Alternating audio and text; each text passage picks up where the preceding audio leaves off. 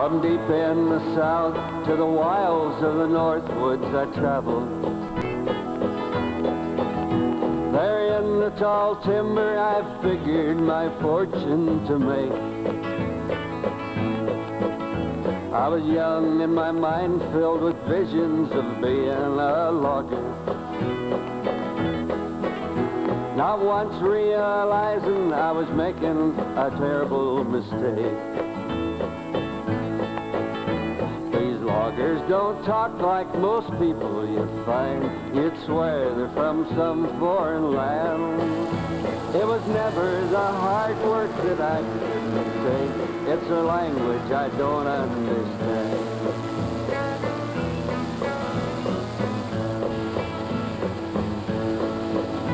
There were trees they called school marms and pale trees and trees I can't mention. I just couldn't understand half of the things that they said. And them big steel cables they used to pull in the trees with. They had a name for a splice in it that made this poor boy's face turn red. These loggers don't talk like most people you find. You'd swear they're from some foreign land. It was never the hard work that I couldn't take. It's their language I don't understand.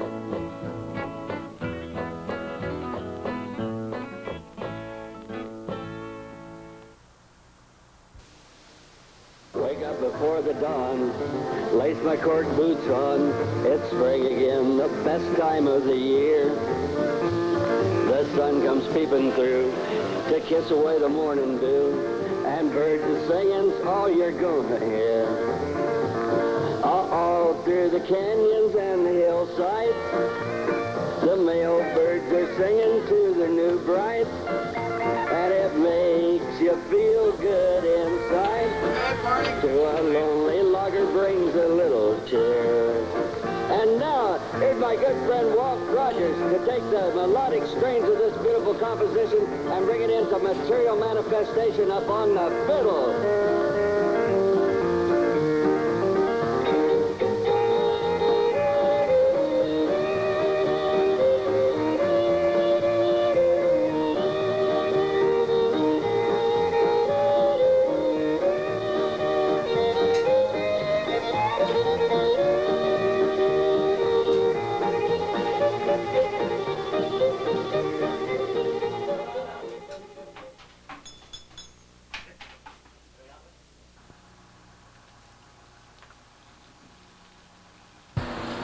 Morning, Marcel. Morning. So you're the GLM contractor, That's farming right. contractor. How many guys you got working here, Mike? Average 10. 10 guys? 10 Is that the only place you got forest working? Or? No, I got 2 more, 2 different places, which brings up to 40 altogether. And anybody got hurt this year so far? Or? So far we got a good record. Yeah. So far we got a good record, and I hope we'll continue with this. And it's highly dangerous job, and we are all aware of it. We should look after ourselves, think about it every day, every minute, and try to survive through this rocket. Yeah. Okay, thank you very much for your time. Okay, Marcel. Yep. Take her easy. We're actually the first part of the logging system. We go into the bush and lay out the roads and the block boundaries, and then the grade and the followers follow after. Engineering. Well, I've been doing it for a year now, just over a year. Over here in Sioux. Up here, yeah. So, Very, yeah. Basically, we're working with the areas that have had no development yet, and we decide if it's worth going into it, like if there's good enough wood there for us to log it. And then once we decide if we want to go in there or not, we go out there and we have a look at it. It's called a reconnaissance. So we have a look at it, see if there's anything like rock bluffs or and places where we couldn't put our road. And then what we try to do is we try to put in a road system and a falling line. And once we've done that, we come back, we make maps, and then we give it to the fallers. North 75! And they'll go in and they'll fall the right of way. And then the loggers will come in after that and they'll log the area. And that'll be basically it. So we're just the initial stage in the development.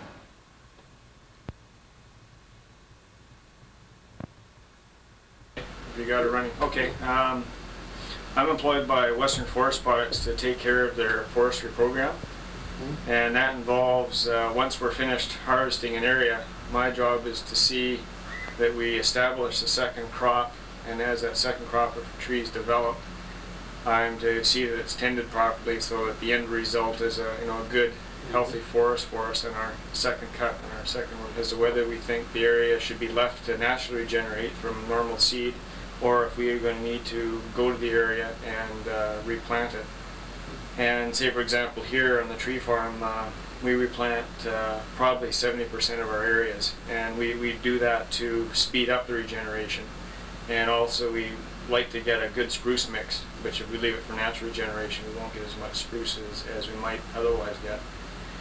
And anyway, once we've established a crop, then we sort of monitor it. We do have some surveys we do for about the first 5 years in the plantations. And then we start watching for brush, because that's the first thing we have to worry about, is the alder, and not so much salmonberry here because of the deer, but we have to watch for alder development, which will crowd out the conifers at the age. And then we get up to about age 15 or age 20, then we're looking at the stands for juvenile spacing. And that's like carrots in your garden. We're involved in thinning the stand out so we get better stand development. And, like I do, the way my job is, I'm mainly silviculture, which is tending the second forest. And then the engineers are mainly layout, but then both of us have sort of responsibility because we're the people that talk with the government agencies, when the Forest Service is in, or Fish and Wildlife, or the Fisheries and Oceans guys are in. We're the ones that go and show them what we're going to do, and we tell them what we're going to do, and then that's the way we have to do it, So it's sort of our job, once we told them, if we're not going to get shit in the creek. If it's turned out to be all right, then the government might look at it and make a park out of it. That's right, and that's the next stage, yeah. If we grow a good forest, it's good enough for a park, yeah.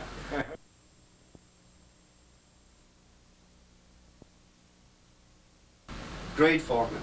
That's right. That's right, Dave. You're from where? From Gordon River originally, Yeah. Lake Cowichan area. How long have you been with the company here? 37 years. 37. Yep. I knew I wasn't going to stay when I signed on. Yeah. So you look after the great crew. Can you explain a little bit what it's all about?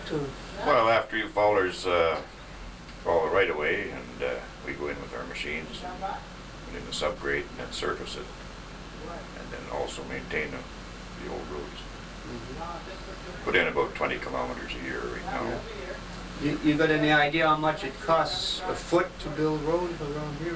Around close to 70,000 a kilometer. 54, 75. Right now, that's what we're going on. Yeah. Much to be built, you look after that. That's right. Too. We Yeah. build bridges too.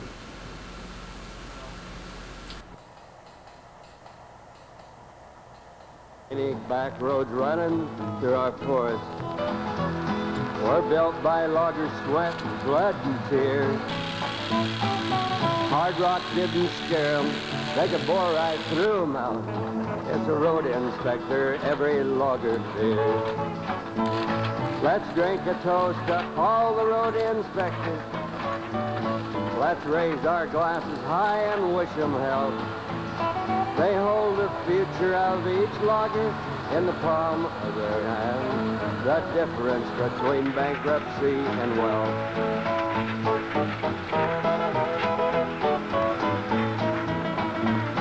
Just when a logger thinks his road is finished, our road inspector comes up on the scene, digging test holes in the gravel, measuring every turnout, snarling, snapping, growling, being mean.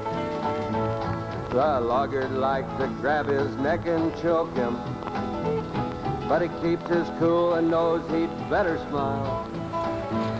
If he'd do just what he'd like to do and poke him, he'd rebuild that whole darn road every mile. Let's drink a toast to all the road inspectors. Let's raise our glasses high and wish them health. They hold the future of each logger in the palm of their hand. The difference between bankruptcy and wealth.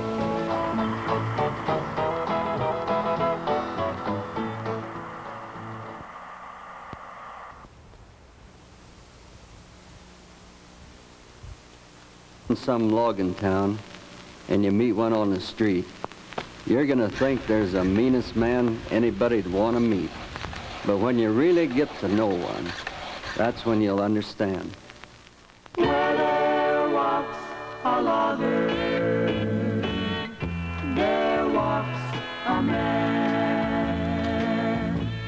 I've seen two loggers stand toe-to-toe and slug it out in a free-for-all fight.